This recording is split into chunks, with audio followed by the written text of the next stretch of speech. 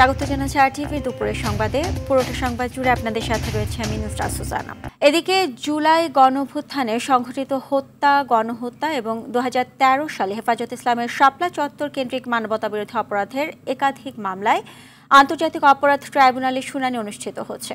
এসব মামলায় ঢাকা উত্তর সিটি কর্পোরেশনের সাবেক মেয়র মোহাম্মদ আতিকুল ইসলাম, সাবেক মন্ত্রী শামসুল হক টুকু, সাবেক আইজিপি চৌধুরী আব্দুল্লাহ আল মামুন ও সাবেক সেনা কর্মকর্তা জিয়াউল আহসান সহ 13 জনকে ট্রাইব্যুনালে হাজির করা হয়েছে। সকালে কড়া নিরাপত্তার মধ্য দিয়ে তাদের ট্রাইব্যুনালে আনা হয়। গণহত্যার মামলায় তাদের বিরুদ্ধে আজ প্রতিবেদন জমা দেওয়ার দিন ধার্য ছিল।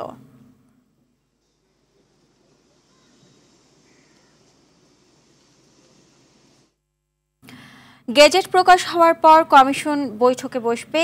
এরপর আওয়ামী লীগের নিবন্ধন বাতিলের বিষয়ে আইন অনুযায়ী সিদ্ধান্ত নেওয়া হবে বলে জানালেন প্রধান নির্বাচন কমিশনার এএমএম নাসিরউদ্দিন। যুক্তরাষ্ট্রের কার্টার সেন্টারের ডেমোক্রেসি বিশেষজ্ঞ দলের সঙ্গে বৈঠক শেষে একথা বলেন তিনি। বলেন, কার্টার সেন্টার আগামী সংসদ নির্বাচনে পর্যবেক্ষণ করতে আগ্রহী, এটা ইতিবাচক বিষয়। এ সময় কার্টার সেন্টারের ডেমোক্রেসি প্রোগ্রামের senior associate director Jonathan stone street বলেন, আগামী নির্বাচন বাংলাদেশের জন্য অনেক গুরুত্বপূর্ণ। কার্টার সেন্টার নিরপেক্ষ ও গ্রহণযোগ্য নির্বাচন প্রত্যাশা করে।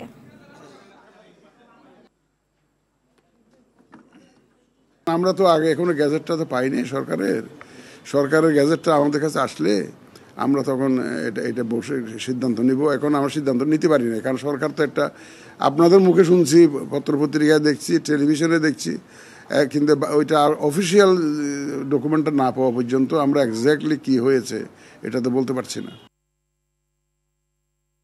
দর্শক, এই মুহূর্তে নির্বাচন কমিশনে আছেন সহকর্মী আতিকা রহমান, সরাসরি যুক্ত হচ্ছেন তিনি আমাদের সাথে। আতিকা, ইলেকশন কমিশনের পরবর্তী করণীয় কি এবং মিটিং কখন শুরু হতে পারে? জি ধন্যবাদ। একটু আগেই যেটি আসলে প্রধান নির্বাচন কমিশনার বলছিলেন, আপনারা সংবাদে শুনছিলেন যে আওয়ামী লীগ নিষিদ্ধের ব্যাপারে, বিশেষ করে আওয়ামী লীগের যে রাজনৈতিক কার্যক্রম নিষিদ্ধ করেছে সরকার, সেই বিষয়ে কিন্তু গেজেট প্রকাশ হলে তারপরে নির্বাচন কমিশন এটি নিয়ে বৈঠকে বসবে। আমরা অনেকেই ধারণা করছেন যে হয়তো বা ঘণ্টাখানেকের মধ্যে গেজেট প্রকাশ হবে। গেজেট প্রকাশের পর নির্বাচন কমিশন বৈঠকে বসবে। নির্বাচন কমিশনের ঊর্ধ্বতন কর্মকর্তারা এই বৈঠকের প্রস্তুতি রেখেছেন। তারা গেজেট প্রকাশ হওয়ার পরে আইন অনুযায়ী যে ব্যবস্থা নেওয়া রয়েছে, আইনের সব দিক ঠিক রেখে আওয়ামী লীগের নিবন্ধন বাতিলের বিষয়ে তারা সিদ্ধান্ত নেবেন। একটি উচ্চ পর্যায়ের কমিটি তারা গঠন করে এই বিষয়ে সিদ্ধান্ত নেবে। উচ্চ পর্যায়ের কমিটি বলতে এখানে আসলে প্রধান নির্বাচন কমিশনার সহ 4 নির্বাচন কমিশনার, সচিব সহ যে বিশেষজ্ঞ দল রয়েছে তাদের সাথে কথা বলে, বিশেষ করে আইন বিভাগের যারা রয়েছেন তাদের সঙ্গে কথা বলে এই বিষয়ে তারা সিদ্ধান্ত নেবেন। আসলে আইন অনুযায়ী আওয়ামী লীগের যে নিবন্ধন বাতিলের ফলে কিন্তু পরবর্তী সংসদ নির্বাচনে আওয়ামী লীগ প্রতিদ্বন্দ্বিতা করতে পারবে না, তারা নির্বাচনে অংশগ্রহণ করতে পারবে না, তাদের নির্বাচনে অংশগ্রহণের কোনো সুযোগ থাকবে না। একই সঙ্গে সংসদ নির্বাচনের পাশাপাশি সিটি কর্পোরেশন সহ স্থানীয় সরকার নির্বাচনে যে দলীয় প্রতীকে আগে যে নির্বাচনগুলো হতো সেইখানেও কিন্তু আওয়ামী লীগ নির্বাচনে অংশগ্রহণ করতে পারবে না। অর্থাৎ এই যে নিবন্ধন বাতিলের ফলে আওয়ামী লীগের কিন্তু রাজনৈতিকভাবে সমস্ত কার্যক্রম নিষিদ্ধ হয়ে যাবে। তারা কোনো রকম কার্যক্রম, প্রচারণা বা দলীয় কোনো কাজ বাংলাদেশে করতে পারবে না এবং তারা কিন্তু আন্তর্জাতিক পর্যায়ে বা অনলাইনে যেই কার্যক্রম পরিচালনার কথা অনেক সময় বলা হয়ে থাকে সেটির বিষয়েও কিন্তু সরকার সিদ্ধান্ত নিয়েছে। নির্বাচন কমিশন আমরা ধারণা করছি হয়তো বিকালের দিকে একটি বৈঠকে বসবে এবং বৈঠকে তারা চূড়ান্ত সিদ্ধান্ত নেবে। আর যদি আজকে চূড়ান্ত সিদ্ধান্ত না হয়, আইনগত অনেক বিষয় বিবেচনা করে এটি আসলে চূড়ান্তভাবে ঠিক করে আগামীকালও হয়তো বা চূড়ান্ত সিদ্ধান্ত জানাতে পারে। কারণ সচিব যেটি জানিয়েছেন যে আসলে এটি একটু বেশ গুরুত্বপূর্ণ বিষয়, এটি আইনগত বিষয়গুলো, বিধিবিধানগুলো এবং আইনের কিছু ধারা রয়েছে, এগুলো চুলচেরা বিশ্লেষণ করে যাতে পরবর্তীতে কোনো সমস্যা বা আইনগত কোনো জটিলতা নির্বাচন কমিশন না পড়ে, সেই বিষয়গুলো ভালোভাবে পুঙ্খানুপুঙ্খভাবে দেখে তারপরে নির্বাচন কমিশন চূড়ান্ত সিদ্ধান্ত নেবে। এই ছিল আমার কাছে নির্বাচন কমিশন থেকে সবশেষ খবর। ধন্যবাদ আপনাকে। আওয়ামী লীগের কার্যক্রম নিষিদ্ধ করায় দেশের সকল মানুষ স্বস্তির নিঃশ্বাস ফেলেছে বলে জানিয়েছেন প্রধান উপদেষ্টার প্রেস সচিব মোহাম্মদ শফিকুল আলম। দুপুরে ঢাকা রিপোর্টার্স ইউনিটি আয়োজিত মিট দ্য রিপোর্টার্স অনুষ্ঠানে তিনি কথা বলেন। প্রেস সচিব আরও বলেন, জুলাই গণহত্যার পরও আওয়ামী লীগের কোনো অনুশোচনা নেই। জাতিসংঘ রিপোর্টেও আওয়ামী লীগের লোকজন ও শেখ হাসিনার সব অপকর্মের প্রমাণ মিলেছে বলেও জানান তিনি।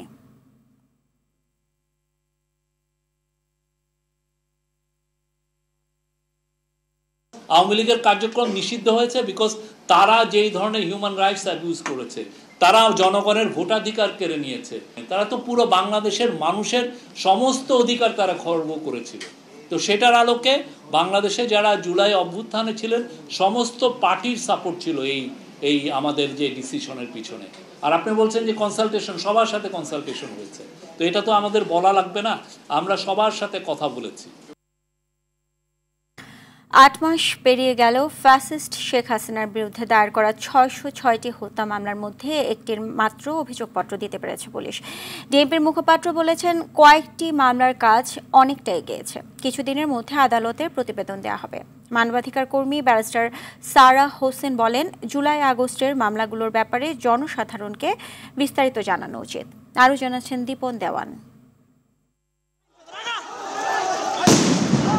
জুলাই আগস্ট গণ অভ্যুত্থানের সময় নির্বিচারে মানুষ হত্যা করে ফ্যাসিস্ট শেখ হাসিনার সরকার। পরে ক্ষমতাচ্যুত হয়ে ভারতে পালিয়ে যান শেখ হাসিনা।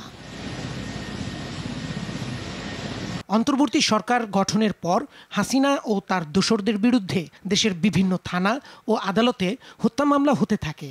ঢাকার 50টি থানার মধ্যে মোট 388টি মামলা দায়ের করা হয়। এর মধ্যে সবচেয়ে বেশি মামলা দায়ের হয় যাত্রাবাড়ি থানায় 112টি, মোহাম্মদপুর থানায় 13টি, মিরপুর থানায় 16টি, ধানমন্ডি থানায় 9টি, শাহবাগ থানায় 8টি, ওয়ারী থানায় 5টি, চকবাজার থানায় 6টি, উত্তরা পশ্চিম থানায় 12টি ও উত্তরা পূর্ব থানায় 8টি মামলা হয়েছে। চট্টগ্রাম বিভাগে 24টি, রাজশাহী বিভাগে 12টি, খুলনা বিভাগে 9টি, ময়মনসিংহে 8টি, রংপুরে 7টি, সিলেটে 5টি ও বরিশালে 6টি মামলা দায়ের হয়। ওইসব মামলার এজাহারে শেখ হাসিনাকে জুলাই ও আগস্ট আন্দোলনে ছাত্র জনতার হত্যাকাণ্ডের ঘটনায় প্রধান আসামি করা হয়েছে। এসব মামলার কোনোটিরই মাঠ পর্যায়ের তদন্ত শেষ হয়নি। এটিকে তদন্তের ধীরগতি বলতে নারাজ পুলিশ। সবগুলো প্রক্রিয়া অনুসরণ করে, সবগুলো ধাপ অনুসরণ করে মামলায় পুলিশ প্রতিবেদন দাখিল করা হয়ে থাকে। কিছু মামলা অনেক দূর এগিয়েছি এবং আশা করি অল্প সময়ের ভিতরে কিছু মামলার পুলিশের প্রতিবেদন বিজ্ঞ আদালতে দাখিল করা হবে। এসব মামলার বাদী হয়েছেন ভিকটিমের পাশাপাশি সংক্ষুব্ধ অনেকে। আইনজীবী ও মানবাধিকার কর্মী সারা হোসেন মনে করেন, মামলাগুলো দেখভালের জন্য নির্দিষ্ট কাউকে দায়িত্ব দেওয়া উচিত। যাচাই বাছাই প্রক্রিয়াটা কত দূর এবং এই মামলাগুলোর আসলে শেষ পরিণতি কি হবে, এটা নিয়ে যদি কিছু ধারণাও পাওয়া যেত তাহলে সবাই বুঝতে পারতো যে আমরা বিচার তদন্ত শেষ হওয়ার দিকে এগোচ্ছি কিনা, বিচার প্রক্রিয়া শুরু হবে কিনা, কারণ বিচার অবশ্যই হওয়া উচিত। মামলাগুলোর যৌক্তিক সুরাহা হওয়া দরকার বলেও মন্তব্য করেন এই আইনজীবী। সার্বিকভাবে সরকারের অবস্থানটা কি সেটা জানতে পারলে খুব ভালো হতো। দীপন দেওয়ান, RTV, ঢাকা। সাবেক প্রধানমন্ত্রী শেখ হাসিনা, সাবেক স্বরাষ্ট্রমন্ত্রী আসাদুজ্জামান খান কামাল ও সাবেক আইজিপি চৌধুরী আবদুল্লাহ আল মামুনের বিরুদ্ধে জুলাই হত্যাকাণ্ডের মামলার তদন্ত শেষে প্রসিকিউশনের কাছে প্রতিবেদন জমা দিয়েছে আন্তর্জাতিক অপরাধ ট্রাইব্যুনালের তদন্ত সংস্থা। প্রসিকিউশন জানায়, দ্রুতই ফরমাল চার্জ তৈরি করে এই প্রতিবেদন ট্রাইব্যুনালে দাখিল করা হবে এবং আনুষ্ঠানিকভাবে এদের বিরুদ্ধে বিচার শুরু হবে। দর্শক, এখন দেখুন খারান লিমিনের রিপোর্টটি। জুলাই গণ অভ্যুত্থানের সময় সংঘটিত মানবতাবিরোধী অপরাধের অভিযোগে এই মামলার তদন্ত প্রতিবেদন দাখিলের সময় 3 বার বাড়ানো হয়। সর্বশেষ গত 20 এপ্রিল তদন্ত প্রতিবেদন জমা দেওয়ার জন্য আগামী 24 জুন পর্যন্ত সময় নির্ধারণ করেন ট্রাইব্যুনাল। অবশ্য এর আগেই প্রতিবেদন জমা দিল তদন্ত সংস্থা। প্রথমে শুধু শেখ হাসিনার বিরুদ্ধে তদন্ত শুরু হলেও পরে সাবেক স্বরাষ্ট্রমন্ত্রী আসাদুজ্জামান খান কামাল ও সাবেক আইজিপি চৌধুরী আবদুল্লাহ আল মামুনকে অন্তর্ভুক্ত করা হয়েছে। চিফ প্রসিকিউটর জানান, তদন্ত রিপোর্ট ও দলিলাদি বিশ্লেষণ করে আনুষ্ঠানিক অভিযোগ তৈরি করে তা ট্রাইব্যুনালে দাখিল করা হবে। এর মাধ্যমে শুরু হবে আনুষ্ঠানিক বিচার কাজ। চিফ প্রসিকিউটর এই তদন্ত রিপোর্ট এবং তদন্ত রিপোর্টের সাথে সম্পৃক্ত যে সমস্ত দাখিলকৃত দলিলাদি, সাক্ষ্য প্রমাণাদি আছে, এগুলো বিশ্লেষণ করে তিনি ফরমাল চার্জ তৈরি করবেন, অর্থাৎ আনুষ্ঠানিক অভিযোগ তৈরি করে সেটি আদালতের কাছে দাখিল করবেন। আদালতে ফর্মাল চার্জ দাখিল করা হলে তখন থেকে আনুষ্ঠানিক বিচারের যাত্রাটা শুরু হবে এবং এই যাত্রাটা ফর্মাল চার্জ দাখিলের পরপরই শুরু হবে। তদন্ত প্রতিবেদনের সাথে অনেক ডিজিটাল প্রমাণ সংযুক্ত করার কথা জানান তিনি। তথ্য হিসেবে দেয়া হয়েছে জাতিসংঘের তদন্ত প্রতিবেদনও। বিভিন্ন অ্যাঙ্গেল থেকে বিভিন্ন মানুষের কাছে আমরা যে অজস্র ভিডিও ফুটেজ পেয়েছি, এটা হচ্ছে অপরাধের একটা জাজল্যমান প্রমাণ। সেগুলোকে যেখানে যেটাকে ফরেনসিক করার প্রয়োজন সেগুলো করা হয়েছে, যেগুলো ফরেনসিকের প্রয়োজন নেই সেগুলো করা হয়নি। বিভিন্ন টেলিফোনিক কনভারসেশন, ওয়্যারলেস কনভারসেশন, বিভিন্ন আপনার ডাটা যে বিভিন্ন সার্ভারে বিভিন্ন জায়গায় সংরক্ষিত যে ডাটা সেগুলো আছে। সুতরাং বহুমাত্রিক ডিজিটাল এভিডেন্স এই মামলায় আমরা ব্যবহার করব বলে আশা করছি। তদন্ত প্রতিবেদন ট্রাইব্যুনাল ছাড়া অন্য কোথাও অপ্রকাশযোগ্য বলে জানান তিনি। সুরক্ষা ও নিরাপত্তা বিঘ্নিতের আশঙ্কায় সাক্ষীর নাম পরিচয় এবং সংখ্যা প্রকাশ না করার কথা জানান চিফ প্রসিকিউটর। সাক্ষীদের সংখ্যা এবং সাক্ষীদের বিবরণ যদি প্রকাশ করি তাহলে মারাত্মকভাবে সাক্ষীর সুরক্ষা এবং নিরাপত্তা প্রশ্নটি বিঘ্নিত হবে। সে কারণে আমরা এই বিষয়টি সাক্ষীদের ব্যাপারটি উন্মুক্ত করতে চাই না। আন্তর্জাতিক অপরাধ ট্রাইব্যুনাল ২ এর কার্যক্রম শুরুর পর প্রসিকিউশনের সিদ্ধান্ত অনুযায়ী নতুন মামলা সেখানে পরিচালনা করার কথা জানান তাজুল ইসলাম। খান আলামিন, RTV, ঢাকা। জাতীয় প্রেস ক্লাবের নার্সেস অ্যাসোসিয়েশন অব বাংলাদেশ ন্যাব আয়োজিত আলোচনা সভায় বক্তব্য রাখছেন বিএনপির সিনিয়র যুগ্ম মহাসচিব রুহুল কবির রিজভী। সরাসরি চলে যাচ্ছি আমরা সেখানে। আপনার ক্ষমতায় থাকতেই দেখেন না কেন যে প্রতিটি হেলথ কমপ্লেক্সের কাছে কমপক্ষে 2/3 নার্সের আবাসন ব্যবস্থা হবে। এটা কত টাকা খরচ হবে আপনার? তাহলে তো দেশের মানুষ একটা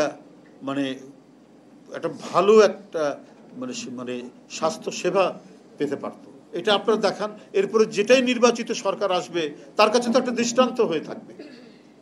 তাদের এই মুহূর্তের যে ডিমান্ডগুলো, দাবিগুলো, তাদের মোটামুটিভাবে সমাজে চলার জন্য যে দাবিগুলো আছে সেগুলো যদি আপনারা মেটানোর মতো একটা দৃষ্টান্ত স্থাপন করেন, পরবর্তী নির্বাচিত সরকার কেউ এখান থেকে ফিরে আসবে না। কারণ নির্বাচিত সরকারকে জনগণের কাছে জবাবদিহি করতে হবে এবং পরবর্তী নির্বাচনের জন্য তাকে ভালো কাজগুলোই করতে হবে।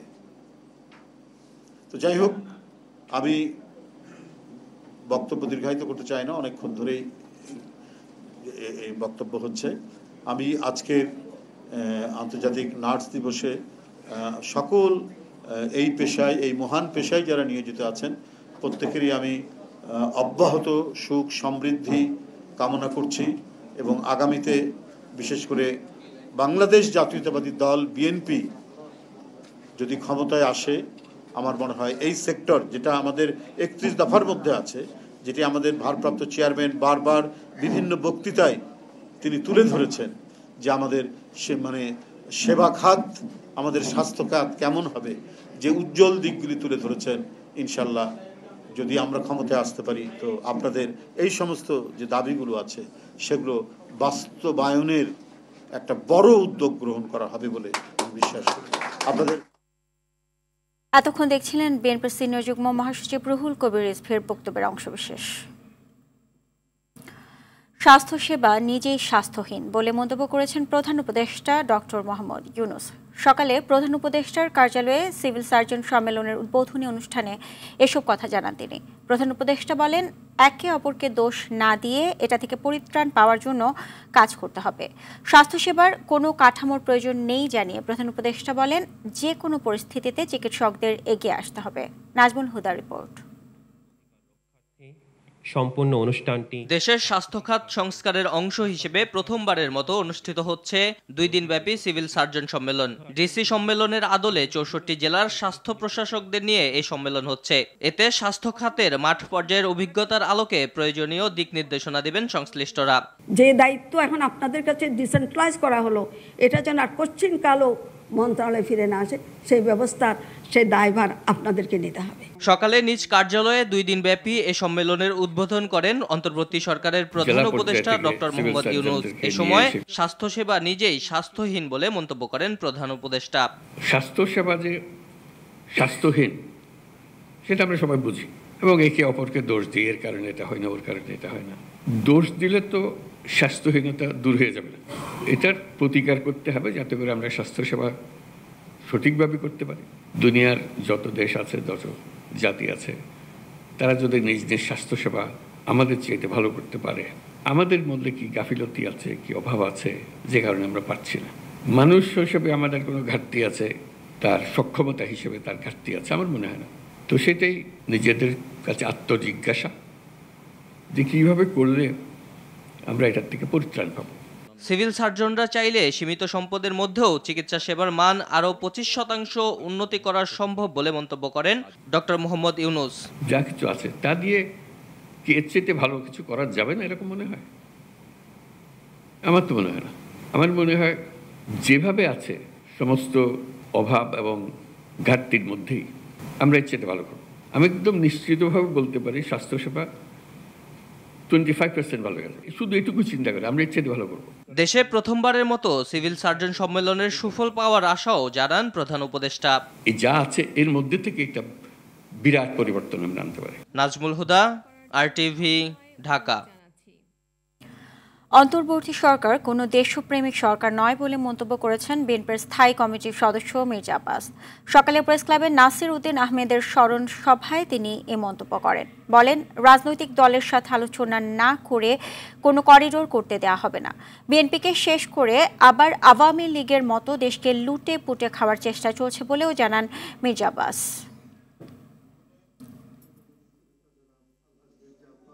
মাধ্যমে নির্বাচিত সরকার সিদ্ধান্ত নেবে তারা বিশ্বের কোন দেশ ভোটের মাধ্যমে নির্বাচিত সরকার সিদ্ধান্ত নেবে তারা কি করবে। আমাদের কোনো ভালো অভিজ্ঞতা আছে, বিশ্বের কোন দেশ এই করিডোর দিয়ে শান্তিতে নাই। আজকে গাজা শান্তিতে নাই, লিবিয়া শান্তিতে নাই, মিশর শান্তিতে নাই, আফগানিস্তান শান্তিতে নাই। আমি এই সরকারকে আমি আমার কথা বলছি, নিরপেক্ষ ভাবতে আমি পারছি না। তারা কোনো উদ্দেশ্য পারপাস সার্ভ করতেছে এই সরকার। রাখাইনকে করিডোর দিলে নিরাপত্তার ঝুঁকিতে পড়তে পারে বাংলাদেশ, তাই আরও সতর্ক সিদ্ধান্ত নেওয়ার তাগিদ কূটনীতিবিদ ও নিরাপত্তা বিশ্লেষকদের। দেশের স্বার্থে মিয়ানমার জান্তা সরকার বা আরাকান আর্মি কারো পক্ষ নেওয়া উচিত হবে না বলেও জানান তারা। তাই সকল রাজনৈতিক দলের সঙ্গে আলোচনা করে মানবিক করিডোর নিয়ে সরকারের সিদ্ধান্ত নেওয়া উচিত বলে জানান তারা। জহিরুল ইসলাম খানের ক্যামেরায় আরও জানাচ্ছেন বিপুল দেবরায়।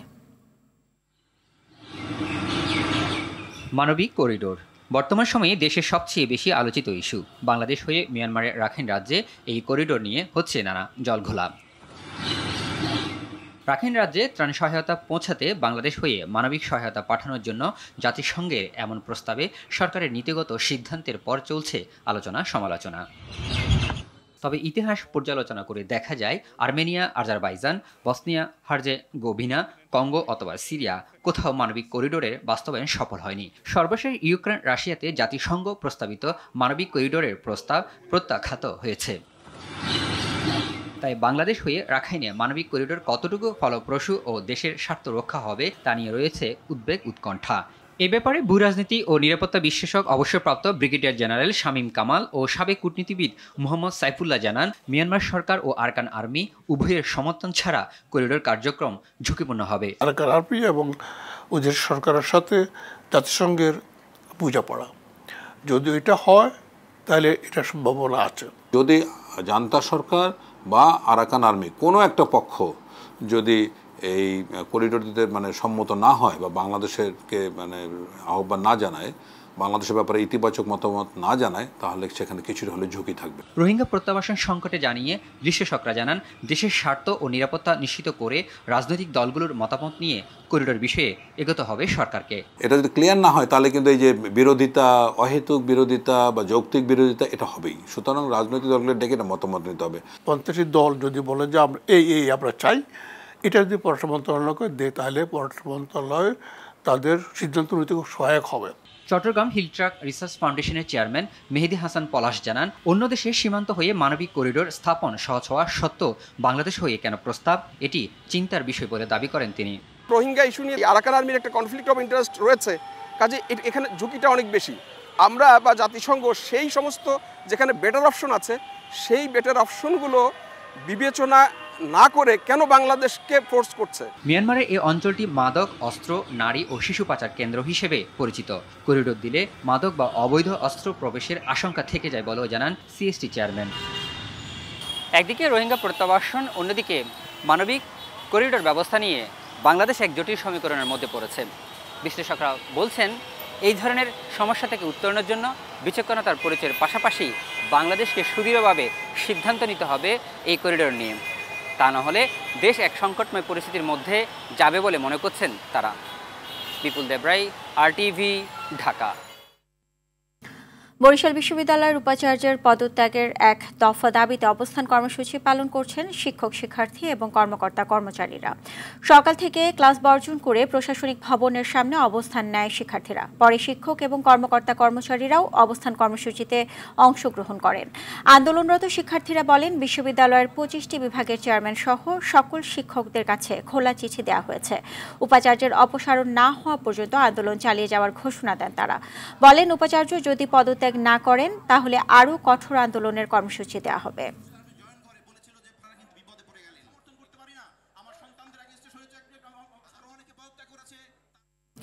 দর্শক, এই বিষয়ে আরও জানাতে বরিশাল বিশ্ববিদ্যালয় থেকে সরাসরি যুক্ত হচ্ছে সহকর্মী আরিফুল ইসলাম। আরিফ, শিক্ষক, শিক্ষার্থী এবং কর্মকর্তা কর্মচারীদের অবস্থান কর্মসূচির সবশেষ কি তথ্য আছে আপনার কাছে, আমাদেরকে বিস্তারিত জানাবেন।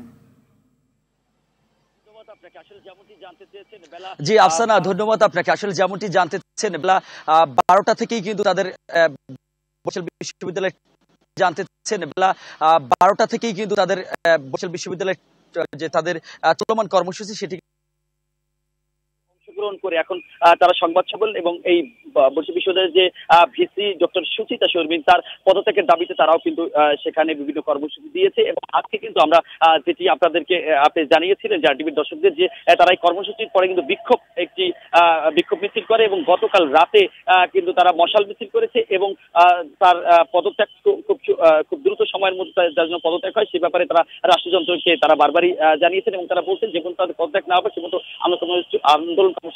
এর মধ্যে যে তথ্যটি ছিল যে ইতিমধ্যেই তারা এর আগে প্রশাসনিক সকল দপ্তরে তারা তালা ঝুলিয়ে সেই কর্মসূচি তাদের করেছে এবং তালা ঝুলিয়ে সেখানে শাটডাউন করেছে এবং এখন বর্তমানে তারা সকল ধরনের ক্লাস বর্জন করেছে। তবে আজকে যেহেতু বিশ্ববিদ্যালয়ের অভ্যন্তরীণভাবে পরীক্ষা চলছে কয়েকটি দপ্তরে, সেই পরীক্ষাগুলো চলছে, পরীক্ষা যখন শেষ হয়ে যাবে তখন তারা চলমান কর্মসূচি হিসেবে তারা পুরোই শাটডাউন দিবে এমনটি আমাদেরকে জানিয়েছে। পরবর্তীতে কি কর্মসূচি দিবে সেটি হয়তো বা বিকেল নাগাদ আমাদেরকে জানাবেন বরিশাল বিশ্ববিদ্যালয়ের যারা শিক্ষার্থী রয়েছে তারা। ধন্যবাদ আপনাকে। জানাবো ন্যাশনাল লাইফ ইন্স্যুরেন্স আন্তর্জাতিক সংবাদ। পাকিস্তান নয়, ভারতই প্রথম যুদ্ধবিরতির বিষয়ে আগ্রহ দেখিয়েছে বলে জানিয়েছেন পাকিস্তানের ISPR এর মুখপাত্র লেফটেন্যান্ট জেনারেল আহমেদ শরীফ। তবে পাকিস্তানে অবস্থান করা জঙ্গিদের টার্গেট করে ভারত অপারেশন সিঁদুর পরিচালনা করেছে বলে পুনরায় দাবি করেছে ভারতীয় বিমান বাহিনী। এদিকে যুদ্ধবিরতি বাস্তবায়িত হওয়ায় স্বস্তি ফিরছে দুই দেশের সীমান্তবর্তী অঞ্চলগুলোতে। বিস্তারিত অর্ণপ্রসাদের রিপোর্টে। যুক্তরাষ্ট্রের মধ্যস্থতায় টানা 4 দিনের রক্তক্ষয়ী সংঘাতের পর অবশেষে স্বস্তি ফেরে ভারত পাকিস্তান সীমান্তে। তবে এখনো অব্যাহত রয়েছে দুই দেশের কথার লড়াই। রোববার দুই দেশই সংঘাত পরিস্থিতি নিয়ে সংবাদ সম্মেলনের আয়োজন করে। রোববার রাতে সংবাদ সম্মেলনে পাকিস্তানের আন্তঃবাহিনী জনসংযোগ পরিদপ্তরের মুখপাত্র লেফটেন্যান্ট জেনারেল আহমেদ শরীফ দাবি করেন, যুদ্ধবিরতির বিষয়ে সর্বপ্রথম আগ্রহ দেখিয়েছে ভারত। পাশাপাশি পাকিস্তান যুদ্ধবিরতির প্রতিশ্রুতি কঠোরভাবে মেনে চলছে বলেও জানান তিনি। তবে ভারত যুদ্ধবিরতি লঙ্ঘন করলে ইসলামাবাদ তার কঠোর জবাব দিবে বলেও সাফ জানান আহমেদ শরীফ। Whatever we have been doing so far is just protecting ourselves. আমরা নিয়ন্ত্রণ রেখায় যুদ্ধবিরতির প্রতিশ্রুতি কঠোরভাবে মেনে চলছি। তবে যদি বিরোধী পক্ষ এটি লঙ্ঘন করে তাহলে আমরাও যথাযথভাবে সেটার জবাব দেব। Whether they are doing this. একই দিন অপারেশন সিঁদুরের বিস্তারিত ফল নিয়ে সংবাদ সম্মেলনে ভারত পাকিস্তানে অবস্থান করা জঙ্গি স্থাপনায় হামলা চালিয়েছে বলে আবারও দাবি করেন ভারতীয় বিমান বাহিনীর শীর্ষ কর্মকর্তা AK ভারতী। ভারতের বিরুদ্ধে পাকিস্তানের পাল্টা হামলায় দেশটির 5 সেনা কর্মকর্তার নিহতের কথা স্বীকার করলেও ভারতের রাফাল যুদ্ধবিমান ধ্বংসের বিষয়টি এড়িয়ে যান তিনি। এদিকে যুদ্ধবিরতি বাস্তবায়িত হওয়ায় স্বস্তি ফিরেছে দুই দেশের সীমান্তবর্তী অঞ্চলগুলোতে। ভয়ে আতঙ্কে ঘরছাড়া মানুষ ধীরে ধীরে স্বাভাবিক কর্মজীবনে ফিরছে। অর্ণব প্রসাদ, RTV। খেলার খবর ফুটবল। চ্যাম্পিয়নশিপের প্লে অফের সেমিফাইনালের ম্যাচে রাতে ব্রিস্টল সিটির মুখোমুখি হবে হামজা চৌধুরীর শেফিল্ড ইউনাইটেড। ম্যাচ শুরু বাংলাদেশ সময় রাত 1টায়। প্রথম লেগে ব্রিস্টলের ঘরের মাঠে 3-0 গোলে জয় পেয়েছিল দ্য ব্লেডরা। দ্বিতীয় লেগে ব্যবধান ধরে রাখতে পারলে নিশ্চিত হবে ফাইনাল। সেখানে জয় পেলেই ইংলিশ প্রিমিয়ার লিগে খেলার যোগ্যতা অর্জন করবে হামজার দল। দুপুরের সংবাদে পর্যন্তই। জেলা সংবাদ বিকেল 4:45টায় দেখার আমন্ত্রণ রইল। এতক্ষণ সাথে থাকার জন্য ধন্যবাদ সবাইকে।